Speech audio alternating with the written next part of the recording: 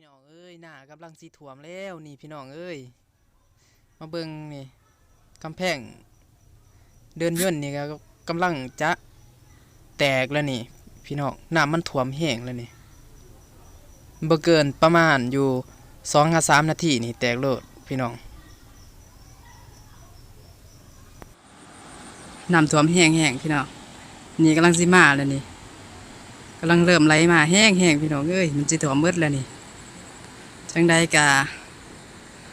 สวยๆกันไปเด้อพี่น้องเอ้ยน้ำแห้งๆบ่เคยเห็นจักเทื่อสนามบินก็จนแตกพี่น้องสนามบินก็จนรุเบิดพี่น้องน้ำมันแห้งหลายทางน้ำมัน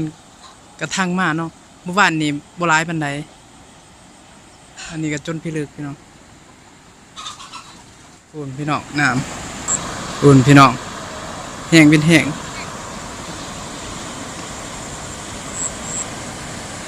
จะน้อยน้ำมันสิท่วมอีกแล้วนี่พี่น้องเอาเท่านี้กันเดี๋ยวไปเบิ่งอยู่ข้างทางเนาะข้างทางเขาเมืองปากเสอาจจะไปบ่ได้เลยพี่น้องเส้นทางก็จนขาดเป็นว่ามาตีลงมาว่ามันจะเปลี่ยน